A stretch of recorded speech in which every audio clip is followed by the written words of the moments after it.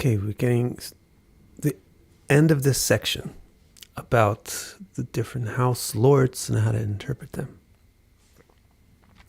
Let me get this up on the screen.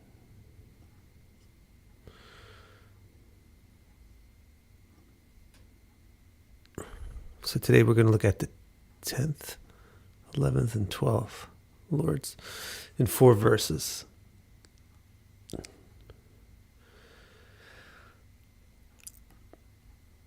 Blurry eyes, especially from the morning. All right. And how about we make it big enough for everybody to read?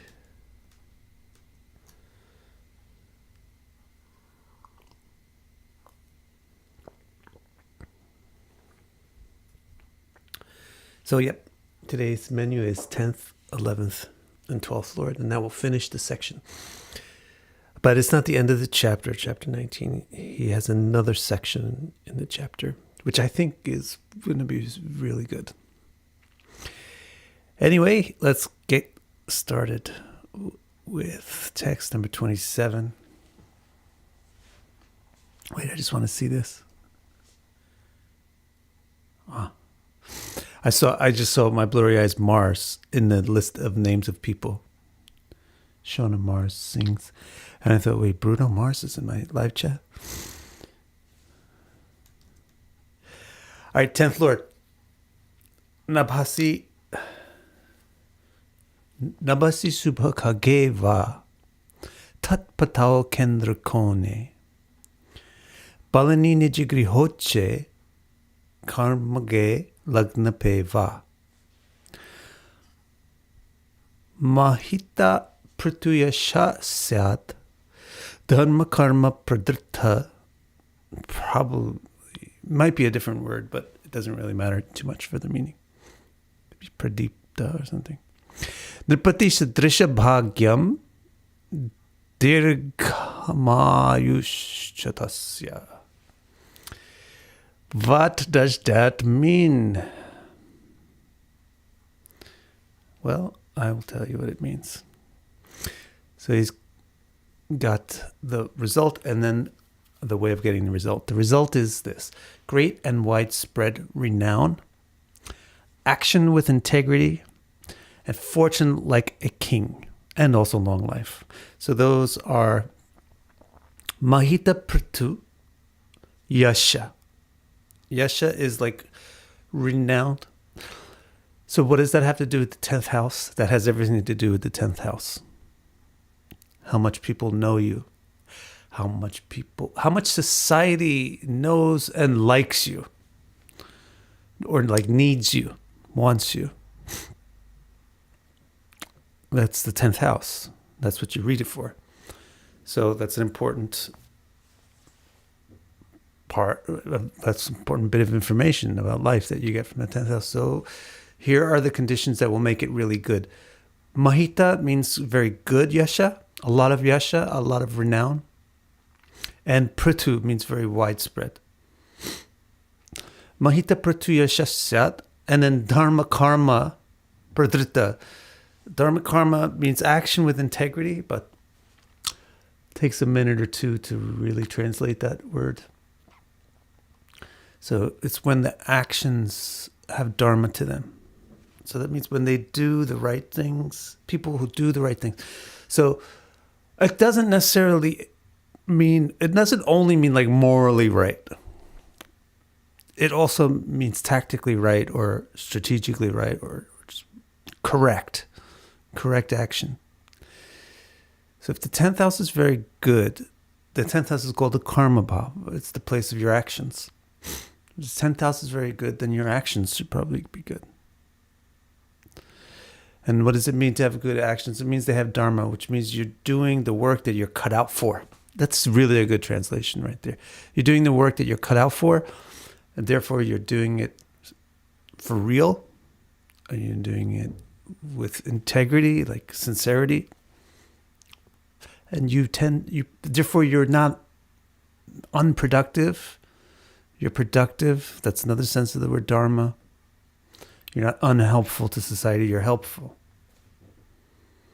So if the 10th house goes good, one of the indications is a lot of renown or fame, and the other indication is that you do what you're good at. You do what you like to do in the world and as your career.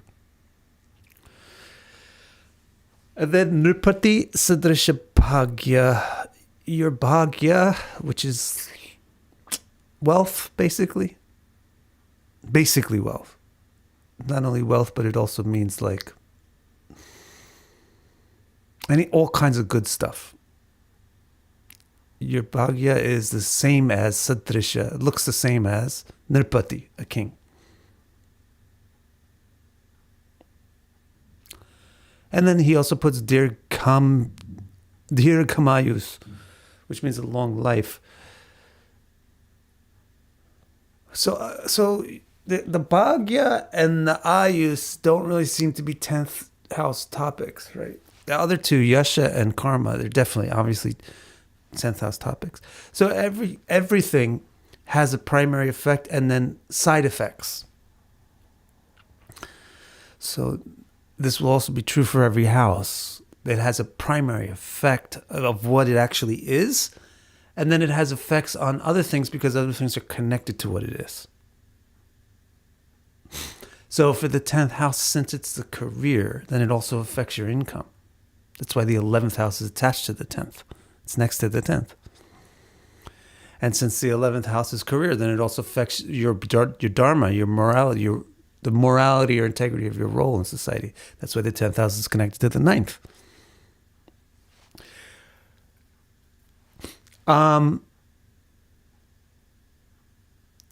But what about Ayus? Having a long life. So this is actually a primary meaning of the 10th house, but it's an obscure meaning, an obscure primary meaning. So an obscure primary meaning of the 10th house is simply the fact that it's opposite to the 4th. And most of the meanings of the houses are based on the east. And then the west is just basically the opposite of the east.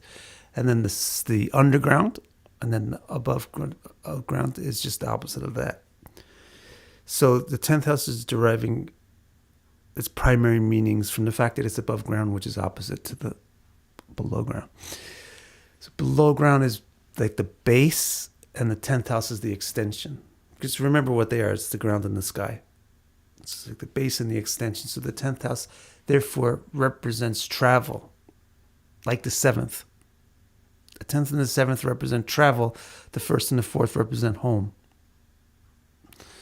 And so because they represent travel, the 10th and 7th also represent the destination. And the destination is the future and the end, and is death.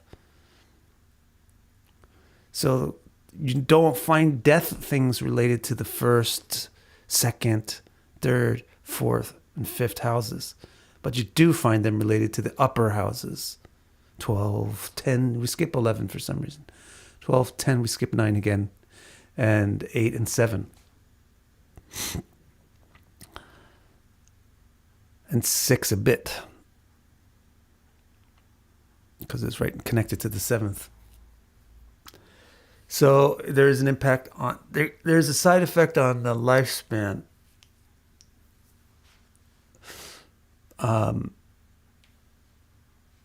Determined by the quality of your 10th house. It's interesting. So if the 10th house is really good, then the lifespan is long. Okay? So these are the 4 effects. The main one is Mahita Pratuyasha. The main one is that the fame is widespread. Secondary one is that their career is correct for them. They like their career. It's dharma karma.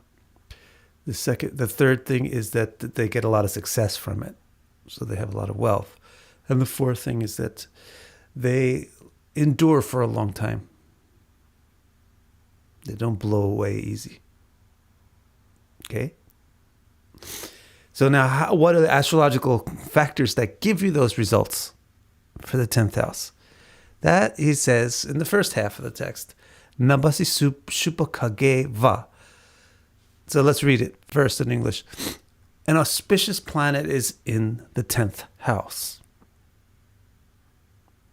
The 10th lord is strong in an angle or trine, while domicile or exalted, or the first lord is in the 10th. So these are three really interesting things. I mean, especially the middle one is quite interesting. Simple principle, if there's an auspicious planet in the house, it tends to make the house more auspicious. So your 10th house symbolisms will be more auspicious if you have auspicious planets in there. What's an auspicious planet? It's intentionally vague. Because there's various ways to be an auspicious planet. Naturally auspicious as a house lord. Auspicious for this house.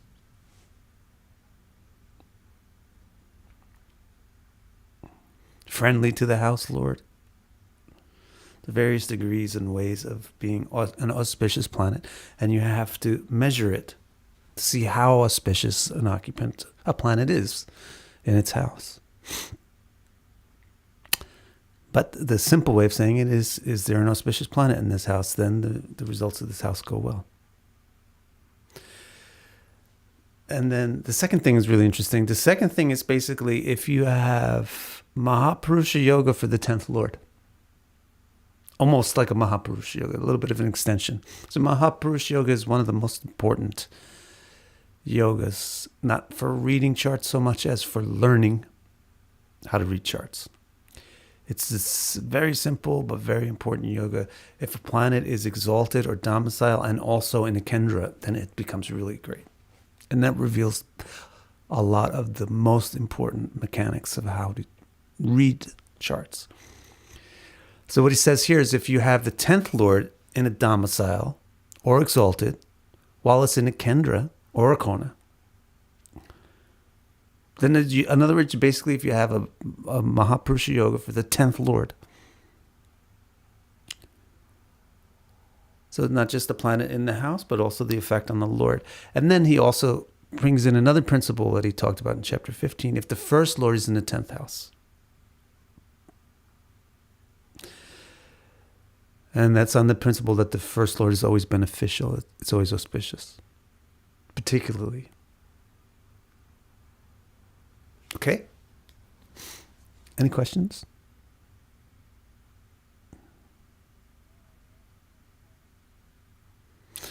So how you would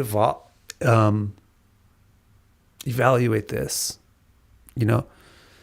So say if the Jupiter is in Libra in the 10th house, you pretty much have an auspicious planet in the 10th house, right? But not maybe the most auspicious, because it's the 12th lord in that case. But it doesn't mean that it's not Jupiter. So it's an auspicious planet in the 10th house, who is the 12th lord. So the stuff that we're hearing about Mahita, Prithu Yasha, widespread fame, and Dharma Karma, an appropriate career, etc., would be in connection with the 12th house. So the widespread fame is not really mainstream fame, or it's maybe in faraway places or with people, unknown people, obscure people or distant people, or maybe it has to do with such things. Maybe the Dharma Karma, maybe the career has to do with such things, 12 housey things. So Jupiter is indeed an auspicious planet and it's in the 10th house, but because it's the 12th lord, it's delivering those things in connection with what it owns. Okay. Another example is if the second principle was if the 10th lord, wait, hang on.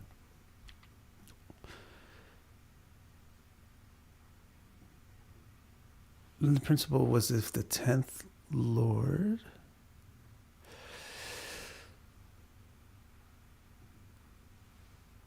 is strong in an angular trine, and while domicile or exalted. So the 10th lord, if Jupiter's in Libra, the 10th house, and the 10th lord is Venus. And what if it's in Virgo? Then it's in a trine, right? But it's debilitated. So you'll get the results, some of the results of widespread fame, and et cetera, et cetera, et cetera. But it has like a limping leg. It has a handicap to it. It's not fully fledged. It'll come across more or less fully, depending on how strong you evaluate that Venus to be, by its Shadbala or by its yogas that it has.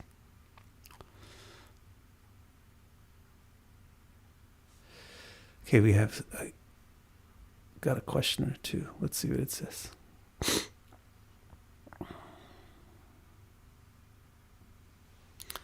So Dawn Woodhouse is asking, how about the 10th Lord going to the 9th? Oh God.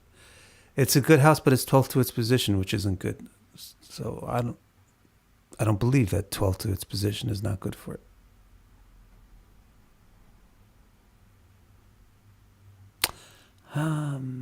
Maybe I'm being hasty. It was chapter 15. Mantreshwar did say stuff like, Dustan is relative to the given house. If you're sensitive to that and you want to say angles or trines to itself, then maybe you would go like that. But I think he means angles or trines to the ascendant. Jonathan says, isn't the first Lord in the 10th house similar to the mountain yoga? Parvata? Yeah, isn't it? It's one of the parts of the Parvata yoga, I think.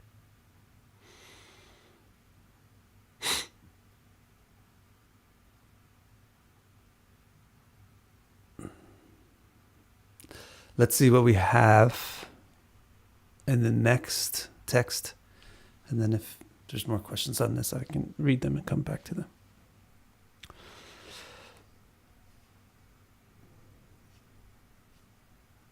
"28.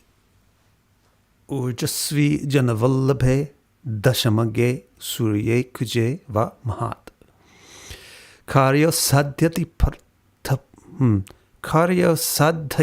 pratapa bahulam keshas chasustho yadi.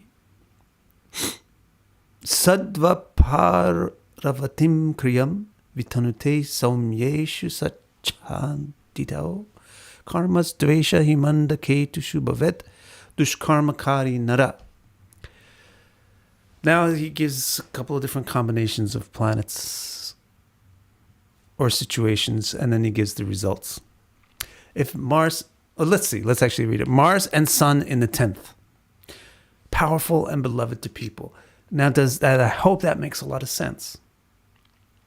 Like I said, the auspicious planet in the 10th house, and I said maybe these planets are auspicious for this house. Meaning they have a lot to do with what this house is all about. So that's the key here with this thing that he's talking about. Mars and Sun together in the 10th house. That's so manly. That's so confident, assertive, capable.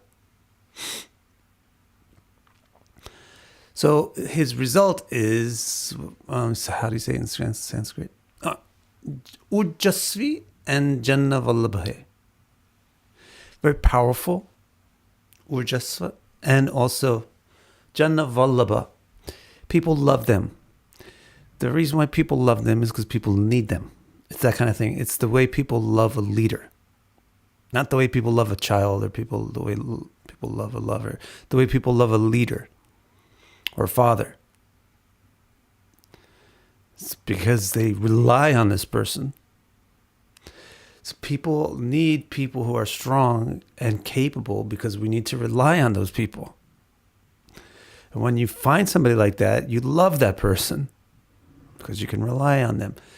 That kind of person is typified, archetyped as a Sun and Mars in the 10th house. So this is one particular configuration to look for. It seems very particular, Mars and Sun in the 10th house, but it's not. Just to make a mirror image of it, Moon and Venus in the 4th house. Then you can just by learning one particular thing, you can understand a whole bunch of other things. Mercury and Jupiter in the first house. Putting the planets that have to do with a house in the house makes that house more ample and amplified.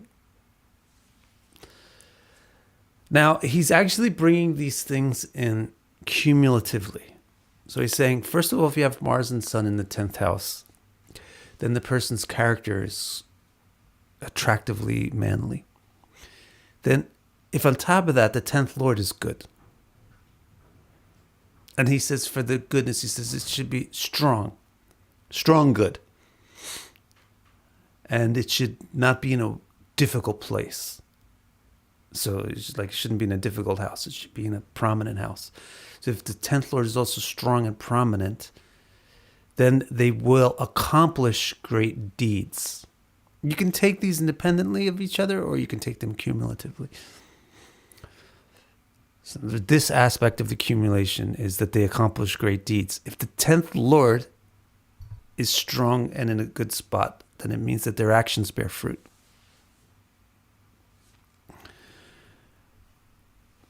And if there are benefics there, just a general there, meaning if benefics are affecting the 10th Lord, or if benefics are in the 10th house, or affecting the Sun and Mars in the 10th house, or a planet in the 10th house, then their strength and their manliness is benefic.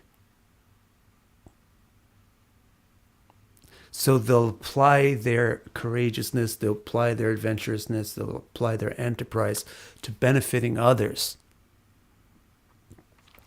But on the contrary, and he doesn't say if malefics, because malefics are not bad for men. Because malefics, or for manly things, for manly topics. Malefics, because malefics are manly. So he's not giving the opposite of this as benefics versus malefics. So instead he gives notes.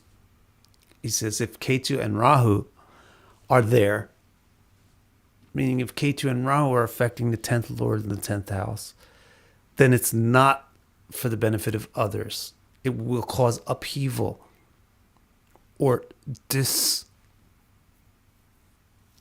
what will we say? It will cause upheaval or discomfort. Their actions will cause upheaval and discomfort to the world. It doesn't really mean evil.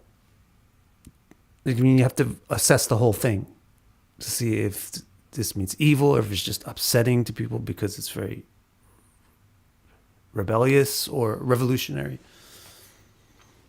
It can be very revolutionary, but revolution is causes a lot of upheaval and upset, doesn't it? So take the whole thing, the whole picture of the whole text is saying, if you have Mars and Sun in the 10th house, person is very attractive as in a manly role. And then if the 10th Lord is in a good spot, then not only do they seem like an attractive male and attract a lot of attention, they actually get the job done. So the 10th Lord has to be good for the jobs to get done, according to this text. Now, if the whole situation is being affected by benefics, then their actions have a very philanthropic feeling to them.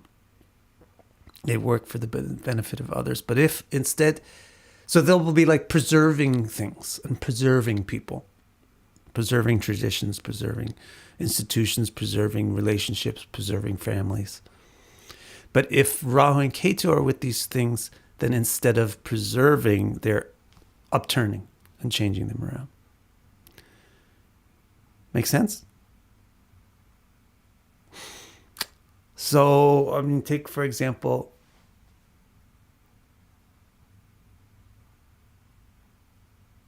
I would say my 10th Lord is Venus in the 9th house, debilitated but conjoined Ketu, in a Raj Yoga in the 9th house. That's the 10th Lord. So you get an accurate picture. If your mind works well with symbols, you get an accurate picture of a person that's kind of causing upheaval. But like, what do I do most of the time is correct people.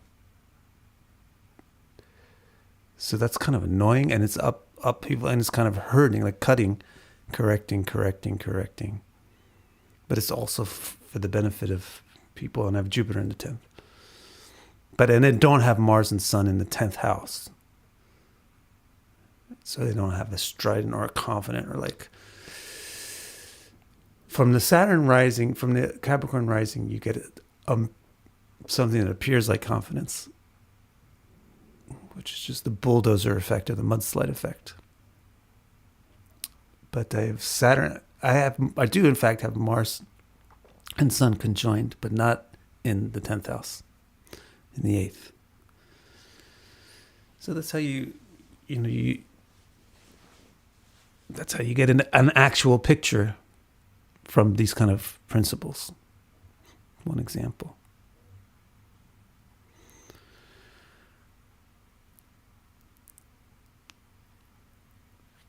I see. Okay. So that's it for the 10th. Yeah, he just gives these two texts for the 10th. But more than enough. Let's see what he says about the 11th and the 12th.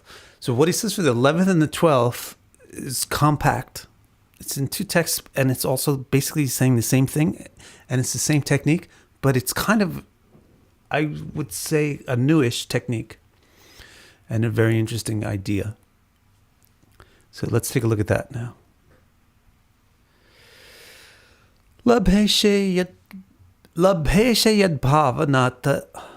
Labheshe yad bhavanata. Yukte yad bhavagepiva.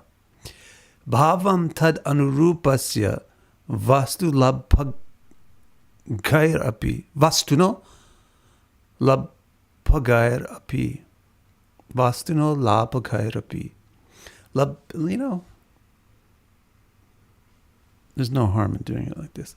Labbeshe yad bhavanata yukte yad bhavagepiva bhavam tad anurupasya vastuno labhagair api.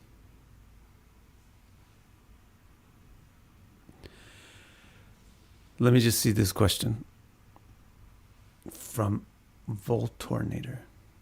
Vic, does astrology apply to things and objects or only to people? If an object randomly goes on fire, could it be related to it? So Jonathan liked your question and forwarded it to me. Yeah, it's a pretty interesting question. I agree.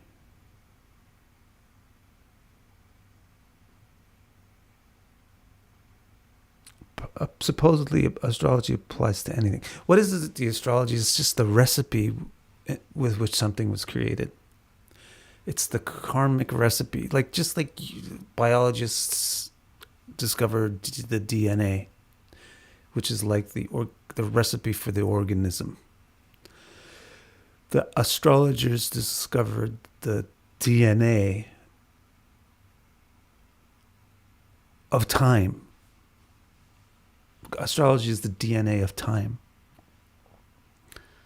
So any product of time, which means everything, right? Everything is an evolute. So any product of time has a particular structure that created it. And therefore has a particular thing, But the difference, just like we read in the Bhagavatam about the trademark of humans, that they're so catalytic, they can do it. They have a wide spectrum, full spectrum of choices compared to other life forms. And therefore they catalyze a lot of new direction and new karma. Similarly, that's just true in general for any living thing compared to an inanimate thing. So even though a rock has a certain astrology to it, it doesn't perform actions. So its expression of its astrological signature is extremely limited. Whereas people, or even anything, like even a plant compared to a rock, is performing tons of actions. So it would express its DNA much more and have much more of an effect. So you'd be able to see it. So typically, if you're seeing something catch on fire suddenly, as you asked about, it's not because that object had, Mars and Sun in Aries conjoined Rahu. But it's probably because there's a person in the vicinity of it whose actions are interacting with it, or his destiny is interacting with it, who has those factors. Even if a rock has 100% spontaneous combustion DNA, but a human being has 1% spontaneous combustion DNA, the effect of the human being will be greater because of their action, because of their capability to act. So my answer there is yes, objects and things must have astrological signature to them and therefore astrological destiny. However, compared to living things, it's inconsequential. And even amongst other living things, compared to humans, it's relatively inconsequential. Okay? So let's take a look at text. The 11th house, right? This is very cool. Yat Labheshe, the 11th Lord, Yad Bhavanatha. The house Lord of that. The 11th Lord and its house Lord. Yukte Yad Bhavage Piva. And the house to... And the 11th Lord and its Lord. Bhavam tad anurupasya, and the house that is occupied by that Lord, that the things that are symbolized by it, anurupasya, vastuno. This word anurupa is very, I think it's the first time I've seen Mantreshwara use it, but Patanjali uses it. So it doesn't really mean symbolized. It means taking the shape of. Bhavam tad anurupasya vastuno labagair api. So this means profit comes. So the 10th house is about profit, right? And hence it's called labha. Profit comes via the things represented by the Lord of the 11th house and the house it occupies. Really, I will definitely upgrade this particular translation. Profit comes via the things represented by the house that the Lord of the 11th occupies and that the Lord of the 11th occupies. That's really what he's saying there. So let's say the 11th house is Scorpio. Profit comes by what? Mars? Because Mars runs Scorpio? No, that's what it sounds like a bit, the way I wrote it out on the screen. But it's not what he means. He means if the 11th house is Scorpio, then profit comes from the house that Mars is in.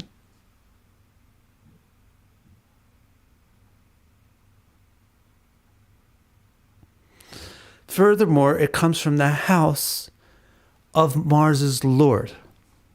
So this is a very good principle. The dispositor of a Lord also has a significant effect upon the house.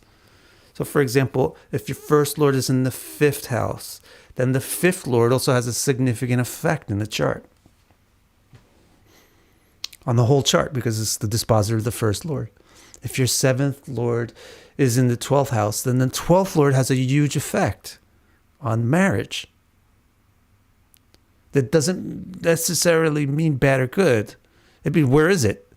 So the quality of a person's marriage who has the first Lord in the 12th house depends significantly upon the placement of the 12th Lord.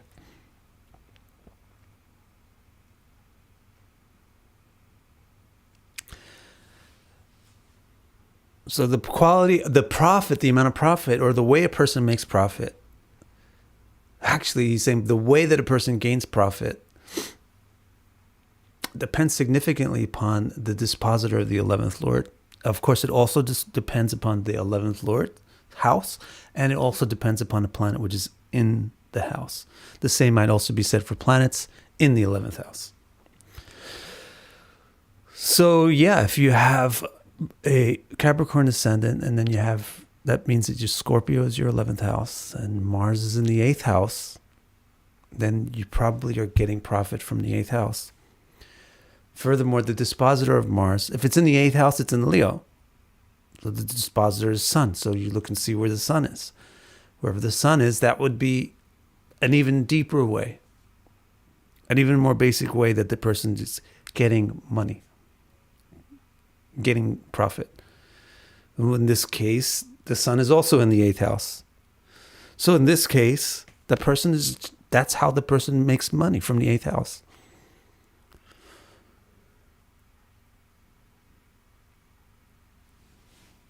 Pretty cool technique.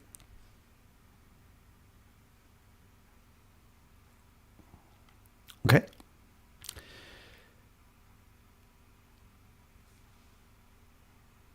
To know, Nashamadishet. It's the same thing for the 12th, his same technique for the 12th, but instead of gain, it's loss. Nasha. You can predict the vastu of the loss. The vastu means the actual object that causes the loss. So, or in the 11th house, it was the vastu of the labha, the actual object or the actual way of getting gain, or the actual way of getting loss, is known by the Lord of the 12th and its Lord and the planets in the 12th. So the Lord of the 11th, its Lord and planets in the 11th tell you the way of getting profit, and the Lord of the 12th, its Lord and planets in it tell you the ways of losing money. So what would you say if the person is the 12th Lord in the 10th house and the 10th Lord in the 9th house and no planet in the 12th? Well, it looks like they lose money from taxes or social, right? It's like social economical thing, like economics, like stuff that I don't understand, like how the Bitcoin goes up and down, and how the housing market goes up and down, and how the prime rates, that's like 10th house effect on income and loss. And then if it's if the 10th Lord is in the 9th house, then maybe it's by religious things, charity. Maybe they give a lot of charity. Maybe they moral things. So in my case, I would say, how does my loss come about? I suffered a huge loss. It was 2008, I think. Like a loss of like hundreds of thousands of dollars because of the housing market crashed on a house that we owned.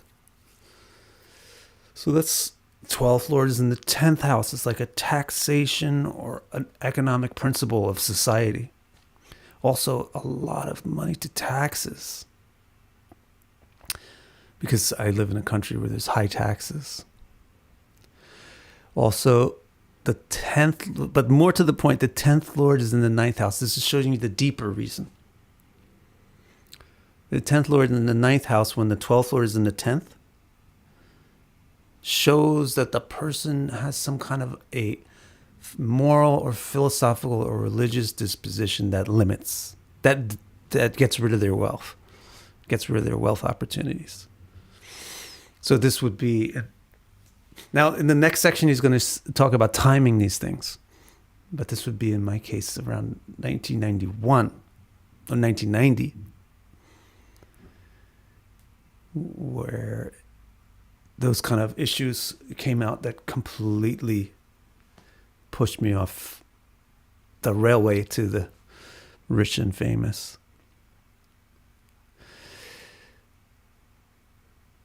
So it's these techniques, just from a quick test, quick litmus test on them. They seem really very good. So I highly recommend careful study of this book. And, try to apply it. All right. Jonathan, do we have anything else? So I'll just review these. Actually, let's review the whole section while we just wait see if Jonathan wants to tally up the questions, if there's any remaining good questions. He talked about the first lord. He said the body should be like the lord of the Navamsha, or the strongest planet. The complexion should be like the lord of the moon's Navamsha. So this is for the lord of the Navamsha, means lord of the first Navamsha. Specifics of various parts of the body can be deduced by applying this per each house. Then he said, the first lord in an angle or trine at a clear degree, well exalted or domicile. The eighth lord not in an angle. An ascendant is with a benefic. This person is long-lived, wealthy, has exemplary qualities, owns property, is popular and lucky, has a beautiful and strong body, and is brave and moral, and has a good family. If the first lord is with a very strong planet, the person has good relationships. That's an interesting thing, right? Lives in a good neighborhood and probably has significant contact with uplifting persons. They're also likely to be protected or supported by powerful people. Or if this first lord is exalted, they are themselves very powerful, like a king. If it is domicile, they gain these things in the very place where they were born. Otherwise, if it is in a cardinal sign, they gain it through travel. If it is in a fixed, through staying still. If it is in dual, by combining both. So this is all first lord. He's spending quite a lot of time on the first lord. Visibility or fame corresponds to how visible or bright the first lord is. Happiness is nourished if the first lord is not in a dushtan. Otherwise, unhappiness is nourished. Surroundings are as undesirable as the undesirable influences on the first lord. Vitality is ensured if the first lord is domicile and if the first sign is nourished, to the extent it is not, then illness, depression, and problems. Then, that was in the first four texts, but they were long texts. Now the fifth and the sixth texts talk about the second house. If the second lord is in the first house, while the second house has good planets, then the person has family, beauty, all desirable qualities, wealth, a nice face, and good vision. The more the second house has malefic influence, the more foolish and poor the person is. If the second lord is with ... then the person ... If the second lord is with the sun, then the person supports and protects others. If the second lord is with Saturn, then the person has little and basic interest in education and prosperity. If the second lord is with Jupiter, then he studies law and scripture. If the second lord is with Mercury, then he studies finance, relationships, and politics. If the second lord is with Venus, he studies poetry, art, and beauty. If the second lord is with the moon, they study the arts. If the second lord is with Mars, they study martial and cruel things. If the second lord is with Rahu, they speak caustically and inarticulately. And if the second lord is with Ketu, they lie and stutter. Now, he talked about the third lord. Let's see how many texts. If the first and third lords influence each other, the native has confidence, strength, cooperative peers, and is able to do dangerous, daring things. This is especially positive if they have exchanged houses, are both strong, and have some sort of friendship. Siblings are strengthened if the third lord is strong and joined good planets, and even the Karaka is in a good house. Conversely, siblings are weakened if the third lord is weak and in a dustan. If the third house lord and Karaka are in male signs and aspected by male planets, the native is renowned for being very manly. They are powerful, ambitious, dominant, and in firm command of subordinates. Now the fourth lord, conditions that make the mother happy, in other words, make the fourth house prosper. The fourth lord and the moon are strong, aspected or joined by benefics and friends, and not in the dustan. The fourth house has benefics and friends and the moon. Conditions that kill the mother, or in other words, ruin the fourth house. The fourth lord and the moon are in a dustan, weak, aspected, joined, or surrounded by malefics. And malefics and enemies are in the fourth.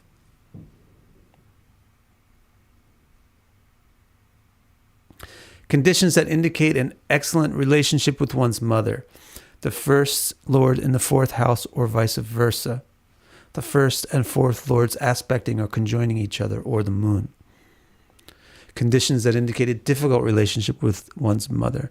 First and fourth lords are in the sixth and eighth positions relative to each other. The fourth lord and moon are in enemy or debilitation signs. This technique for interpreting the relationship to the mother can also be used for relationships to the father, siblings, children, etc. The technique examines the relationship between the first lord and the lord and karaka of the house that represents that relationship, in addition to the condition of the house itself and the house reckoned from the karaka. Conditions indicating luxury, still about the fourth house. Venus joins the first and the fourth lord in good conditions. Luxury includes things like fancy cars, lordship and influence and ability to be generous, acquisition of gold, jewels and fine clothing, wealth and resources, and sexual enjoyment. Conditions indicating troubles to home and property. The fourth lord is in a dustan, joined or aspected by certain planet pairs. The fourth lord is occupied by certain planet pairs. You see how much time he spends in the fourth house? More than the first. Mars plus Sun in the fourth house, destroyed by fire, your stuff. Which means also violence or disaster or wars. Destroys your prosperity. Rahu and but Mars and Sun in the 10th house were fantastic. Therefore, Mars and Sun in the fourth are disastrous. Rahu plus Saturn, dilapidated, old and broken stuff. Two enemies in the fourth house, stolen. Your stuff is stolen. Now he finally moves on to the fifth lord quickly with, I think, one text only. A person would be intelligent and honest if the fifth house is in a Somya division. The fifth house is linked to Somya, and the fifth lord has good divisions and is in good houses. Somya means basically benefic, but it probably might mean Mercury, literally in this case. The sixth lord, one faces hostilities more often, more severely, and with less recourse, the more ... Strong malefics and hostile planets strongly affect the sixth lord. The sixth lord is in the Kendra while malefics are dominant, and the first lord is in the sixth house. A person is healthy, dominant, enterprising, and physically strong, the more the first lord is stronger than the sixth, is in benefic signs and amsha, and has benefic aspects. And the fourth lord is strong, is in an angle or trine. Interesting, the fourth lord combats the sixth, just like mother protects us from enemies, or emotion or happiness makes us not stress out in the face of challenges.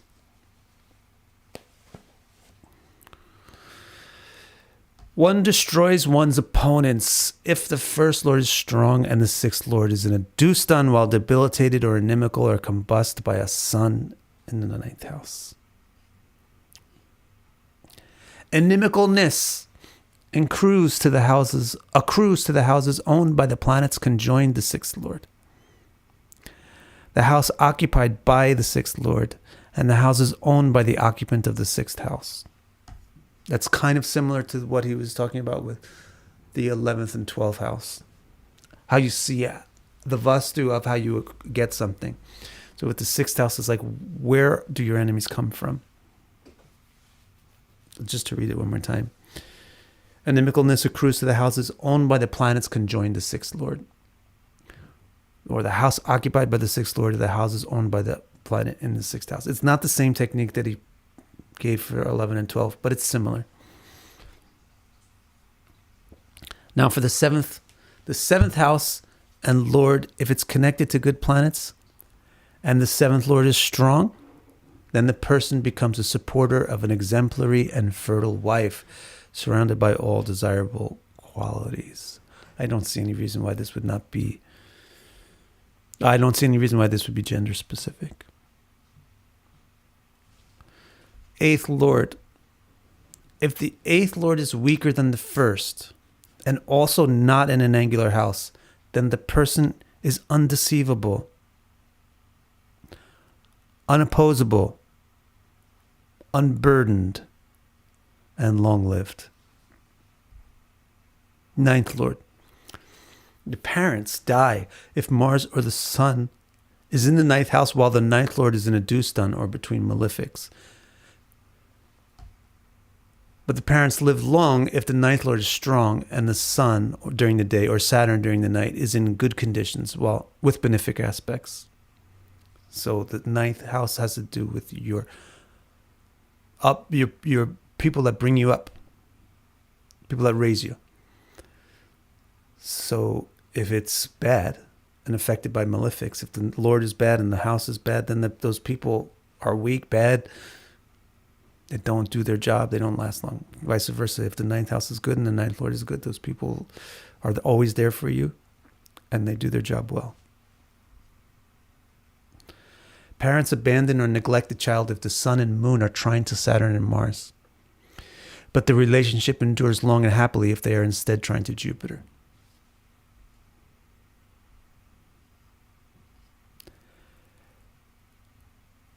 The parents are adoptive if the ninth Lord is in a cardinal sign, while with Saturn and without benefic aspect, and the Sun is in a Dustan. The parents are certainly adoptive if the ninth house or its Lord is joined or aspected by Saturn in a cardinal sign, and the 12th Lord is strong. Now 10th, which is what we covered today, great and widespread renown, action with integrity, fortune like a king, long life, if they have an auspicious planet in the 10th house, 10th Lord strong in an angle or trine while domicile or exalted, the first Lord in the 10th house. Mars and Sun in the 10th house, and the person is powerful and beloved to people. The 10th Lord very strong and well positioned, and the person accomplishes great deeds. Benefics there, then these always applies to benefit others. Nodes there, then this is antagonistic and harmful to others. 11th Lord. Profit comes via the things represented by the Lord of the 11th. Lord. This one, the translation needs to be improved a little bit. Profit comes via the things. Profit comes in the shape of the symbolism of the house occupied by the 11th Lord and the 11th Lord's Lord.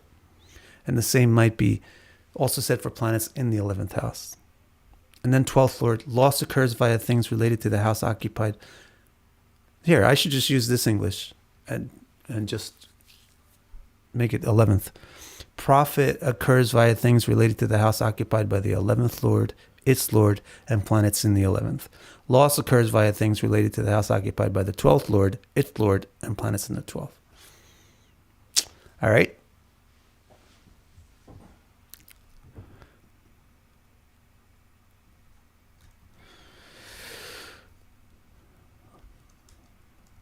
Let's do that and see if it's okay. Profit occurs via the things represented, by things related to the houses occupied by the 11th Lord, its Lord, and even by planets in the 11th. The same might be said. That's because it's saying upbeat. Lubagaya upbeat. So that's covered here by that word. Even so, we're good. All right.